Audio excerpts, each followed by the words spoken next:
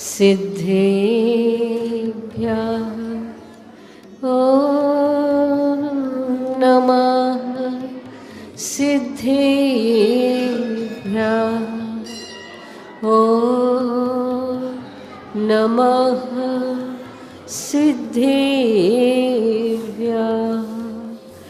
वन्दो सिरियर्हन्ते पद वीतरागे विज्ञा वर्णो वारह भावना जग जीवन हित जा।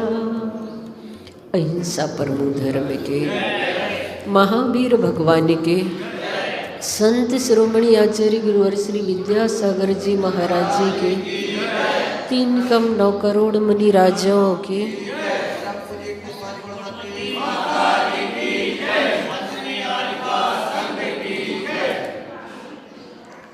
12 भावना। कल हमने भावना के बारे में समझा था, जिसे अनुप्रेक्षा भी कहते हैं। आचार्य अनुप्रेक्षा की परिभाषा बनाते हुए बताते हैं, मोहर मोहर चिंतनम अनुप्रेक्षा, बार बार चिंतन करना अनुप्रेक्षा कहलाती है।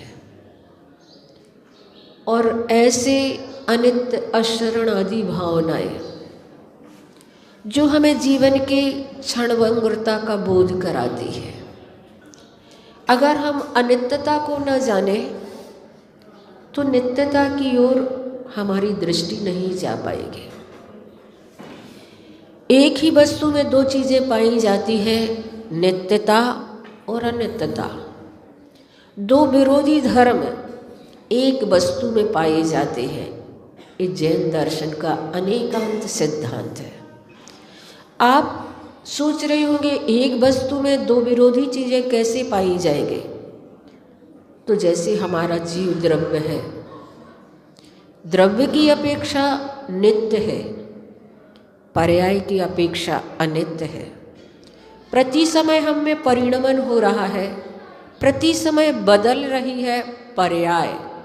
जहाँ प्रति समय परिणमन होता है वह पर्याय कहलाती है। और जिनका लगातार एक सा बना रहना होता है वह द्रव्य। जैसे कि कल मैंने आपको उदाहरण बताया था कि जीव द्रव्य तो चाहे मनुष्य पर्याय में हो, चाहे देव पर्याय में हो, किसी भी पर्याय में चला जाए, हमारा जीव द्रव्य तो वही रहेगा। इस अपेक्षा से वह नित्य है और पर्यायों की अपेक्षा से अनित्यता पाई जाती है। आज हम अनित्यता के बारे में समझेंगे, क्योंकि हमारा परिचय आज तक जिस अनित्यता से हुआ है वह अनित्यता हमें नित्यता की ओर ले जाए, उससे हमारा परिचय कराए। इसलिए 12 भावनाओं को भाया जाता है। और आज तक तो हमारा परिचय अनित्यता से हुआ है, यानी कि जगत से हुआ है। जगत अनित्य है, प्रति समय परिणमन हो रहा है। हमारा परिचय हमारी देह से हुआ है। देह प्रति समय परिणमन होती कर रहती है। देह में भी प्रति समय हर क्षण परिणमन हो रहा है।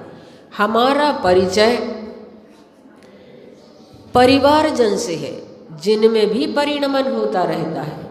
ऐसे परिणमन संसार में हम नित्यत्व को कैसे पाएं, उस नित्यत्व दशा का कैसे चिंतन करें। और यहाँ पर उसी नित्यत्वता का बोध जगाने के लिए 12 भावना में मंगत राय की जो बड़ी 12 भावना कहलाती है, उसमें कहा गया है, सूरज चांद छिपे निकले ऋतु फेरे फेरे कर आवे, प्यारी आयु ऐसी बीते पता नहीं पावे, पर्वत पतित नदी सरिता जल बह कर नहीं हटता, सांस चलत यो घटे काट जो आरे सो कटता। यहाँ पर कहा जा रहा है, इन पंक्तियों में हमें बोध दिया जा रहा है कि जिस प्रकार सूरज निकलता है, सांझ के समय ढल जाता है, छिप जाता है, और उस ढलते हुए सूरज से हमें सबक लेना है। कभी आप अपनी घर की छत पर खड़े होकर ढलते हुए सूरज को देखना और विचार करना कि जो सूरज अस्ताचल की ओर है, जैसे ये सूरज ढल जाएगा उसी तरह किसी दिन मेरी जिंदगी का भी सूरज ढल जाएगा।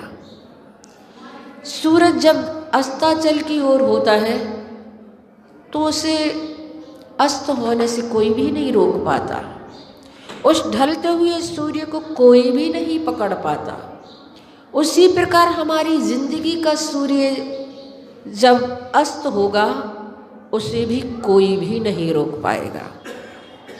सूर्य बड़ी तेजी से अस्ताचल की ओर धावमान होता है, हमारी आयु भी बहुत तेजी से अस्ताचल की ओर बढ़ती चली जा रही है। सूरज के साथ तो ये तय होता है कि सूरज निकलता है तो सुबह होती है, दोपहर होती है, सांझ भी होती है, पर हमारी जिंदगी के साथ तो ऐसा कुछ भी तय नहीं है। जरूरी नहीं है कि सूरज निकले ही निकले, ये भी जरूरी नहीं है कि सुबह हो ही हो, ये भी जरूरी नहीं होती कि दोपहर हो ही हो हमारी जिंदगी, और ये भी जरूरी नहीं होता कि हमारी जिंदगी की सांझ भी हो। कई बार तो सूर्य निकल भी नहीं पाता है और अस्त हो जाता है, फूल खिल भी नहीं पाते हैं और मुरझा जाती है। हमारी जिंदगी कितनी अनित्य है। उस ढलते हुए सूर्य से हमें ये शिक्षा लेना है कि हमारी जिंदगी अंधों की रैली नहीं है, आँख वालों की यात्रा है। अब हमें ऐसी यात्रा प्रारंभ करना है जिसके माध्यम से हमारा जीवन हमें शाश्वत प्राप्त हो जाए। यहाँ पर कहा जा रहा है, सूरज चांद छिपे निकले, तेज तेज ऐसा दीप्तमान सूर्य रोज रोज निकलता है, चांद भी निकलता है और छिप जाते हैं। ऋतुएं भी घूम घूम करके वापस वही आ जाया करती है। मौसम विभाग जो जानकारी देता है या जो पहले से हो चुका या आगे होता है, ऋतुओं के क्रमिक परिवर्तन के बारे में भी अब कहा नहीं जा सकता, क्योंकि सुबह मौसम कुछ होता है, दोपहर में कुछ होता है, सांझ को कुछ और होता है। सुना है चतुर्थ काल में तीर्थंकर का समोसरण लगे तो या कोई रिद्धिधारी मुनि महाराज विराजमान हो तो छहों ऋतुओं के फल फूल एक साथ आ जाते थे। लेकिन अब चतुर्थ काल नहीं है, अब पंचम काल है, और पंचम काल में यहाँ पर 60 ऋतुओं के फल फूल एक साथ तो नहीं यहाँ पर प्राप्त होते हैं। 6 ऋतुएं तो एक साथ नहीं आती हैं, लेकिन इतना जरूर देखने को मिल जाता है कि उस प्रकार की ऋतुओं के नहीं आने पर भी हमें एहसास कुछ उस प्रकार का दिला देते हैं। तो यहाँ पर कहा जा रहा है कि प्यारी आयु ऐसी बीते पता नहीं पावे। कैसे हमारे आयु के क्षण निकलते चले जा रहे हैं और कैसे आयु का अंत आ जाता है, हमें एहसास नहीं हो पाता है। आयु देखते देखते यूं ही बीत जाती है। आप लोग सोचते होंगे कि अभी तो 70-72 वर्ष की उम्र को लेकर के आए हैं, इसे पूर्ण करने में कितना समय लग रहा है। आदमी अभावग्रस्त होता है तो आयु लंबी लगती है। हाँ, कई बार लोग कहते हैं अब समय काट रहे हैं। इतनी छोटी सी आयु प्राप्त होती है, उसमें भी उन्हें लगता है अब समय काट रहे हैं। उनके इस उत्तर को सुनकर संतों को बड़ी हंसी आती है कि तुम क्या समय को काटोगे, समय ही हर पल हर क्षण तुम्हें काट रहा है। समय की मार बड़ी गहरी है। जैसे नदी का जल बहता चला जाता है, उसी प्रकार से हमारी आयु भी बीतती चली जा रही है। आबीची मरण हमारा प्रत्येक क्षण हो रहा है, प्रत्येक क्षण हम मर रहे हैं। जैन सिद्धांत कहता है जिस समय से तुम्हारा मरण हुआ है, यहाँ से शरीर छूटा, उसी समय से तुम्हारी अगली आयु कम होना शुरू हो गई। क्यों? क्योंकि हम आयु बंध पहले कर लेते हैं, उसके बाद शरीर छूटता है। ऐसा कभी भी नहीं होता है कि आयु बंध अभी नहीं हुआ तो आगे कभी जा कर के कर लेंगे। जैसे आपको टिकट वगैरह नहीं मिलती तो सोचते चलो यहाँ से नहीं मिली वहाँ से बनवा लेंगे। ऐसा यहाँ नहीं होता है। यहाँ तो यात्रा प्रारंभ होने के अंतर मुहूर्त पहले आयु बंध नियम से हो ही जाता है, उसके बाद ये शरीर छूटता है। और जैसे ही शरीर छूटा, विग्रह गति में हम गए। विग्रह गति 3 समय की होती है।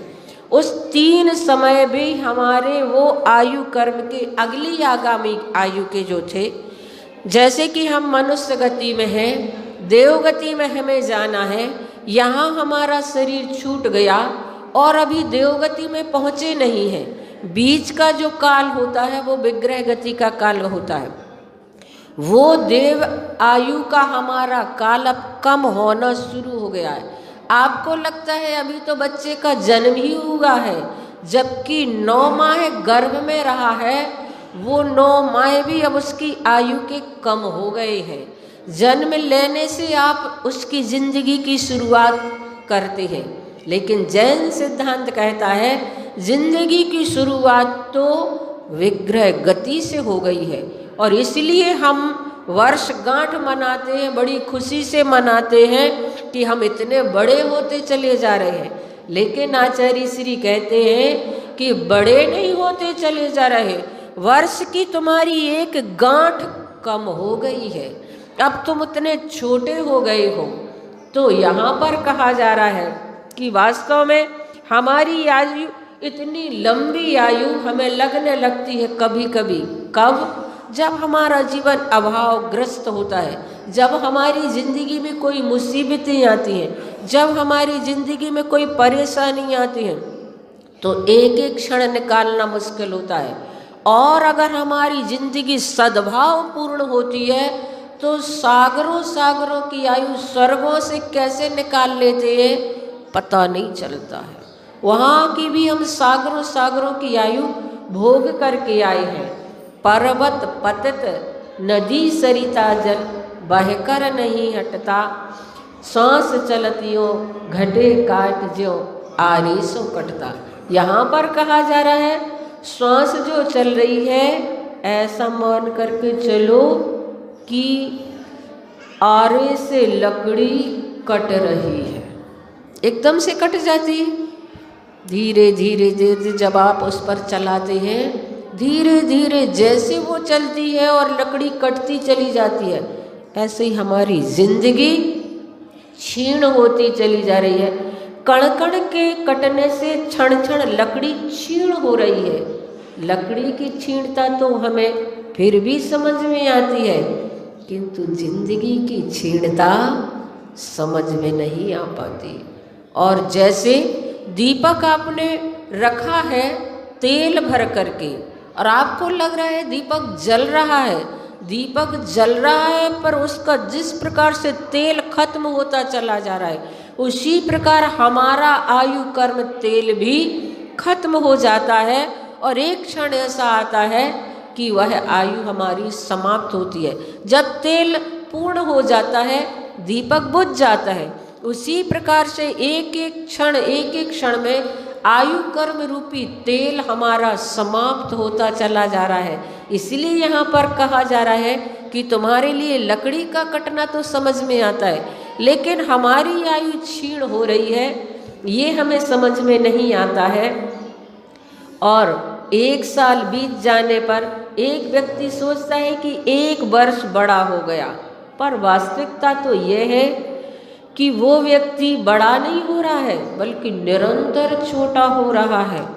इस फिलॉसफी से हम यही कह सकते हैं कि सभा में बैठे हुए जितने बड़े बड़े 90 वर्ष के 100 वर्ष के भी कुछ लोग होते हैं, ऐसे जो लोग होते हैं वो बूढ़ा आदमी सभा में सबसे छोटा है और 1 वर्ष का बालक सबसे बड़ा माना जाएगा।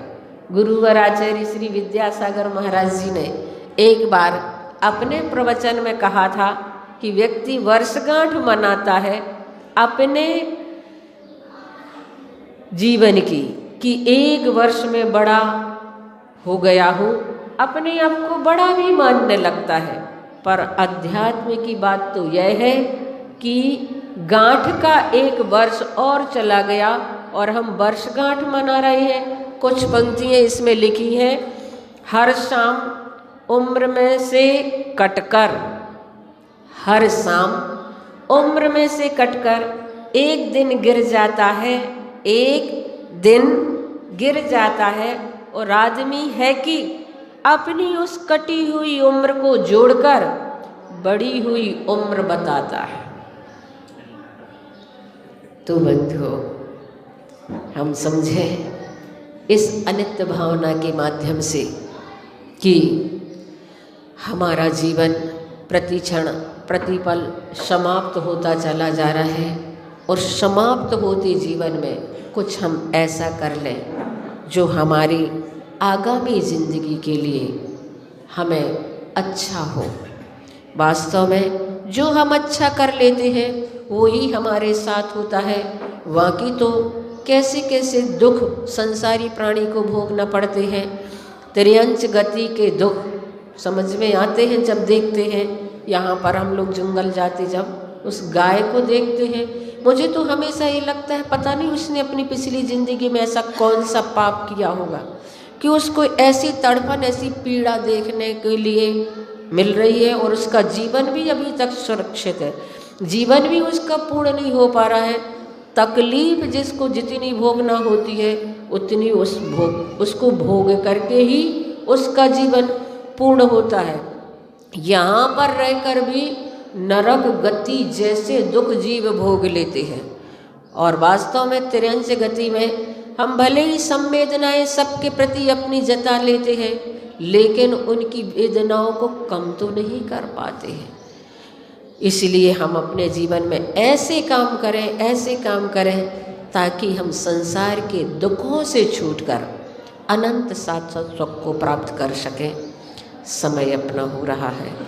9 बार कुंडलपुर की बड़ी बाबा का जाप करके हम अपनी बात को पूर्ण करेंगे। ओम ह्रीं श्रीं क्लीं ऐं बड़े बाबा अरहं